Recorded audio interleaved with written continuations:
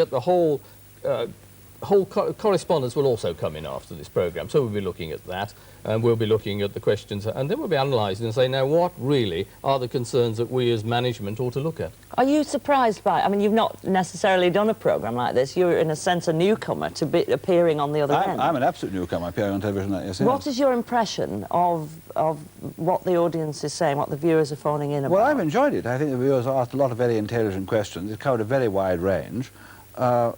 As Mike says, of course, we'll think out very carefully about the questions, and questions that we haven't been asked as well as those we have been. Also, of course, we want to think very carefully about what we do next year, whether trying to communicate with the viewers as we have done is a good thing, whether you appreciate it, whether you enjoy it, and whether the whole exercise is worthwhile. We think it's worthwhile. We think it's worthwhile just to have got your reactions. And we hope that during the course of next year, you will have more questions to ask us in a year's time, and you will be equally pleased with our programmes. How do you find it different being questioned by the viewers rather than by the press? Yes. Why? I enjoyed it very much. Why? What's the difference? I think it's fun because we're getting the names of the individuals who are ringing us from different parts of the country, phone calls from Orkneys and all over the country, and it's been great fun hearing everybody's preoccupations about broadcasting. And it may also, not be the same as ours. We can give our answers, and you hear them in the press. Not necessarily do you get one's complete answers recorded. Well, it will be very interesting to see what the press say, whether they feel that we were too soft on you, or whether we felt that... What do you think they might say? Have you I any think they probably will, but they'll give us a good going, a good hearing after all, I think.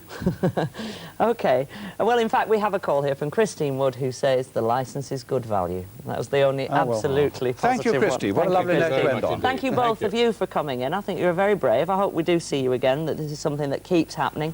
As Michael Checklin says, there are lots of further programme phone-ins on the radio as well over the next few days, so anything that's been left out, you can talk to them further. And tomorrow morning, Michael Checklin will be back with me to look at those newspaper reviews. So join us tomorrow, and thanks for joining us tonight. Bye-bye. Thank you.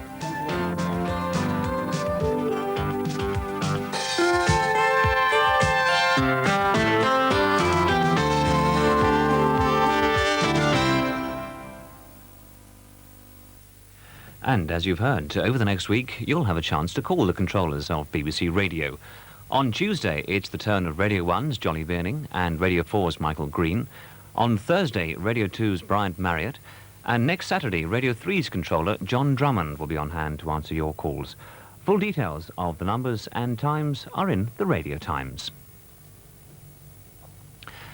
And now, BBC1 Everyman. Last week marked the 8th anniversary of the Soviet invasion of Afghanistan. Tonight, Everyman is showing again a film made by Jeff Harmon and Alexander Lindsay, Jihad, Afghanistan's Holy War. The film won the Royal Television Society's Journalism Award for the best documentary on international current affairs back in 1986.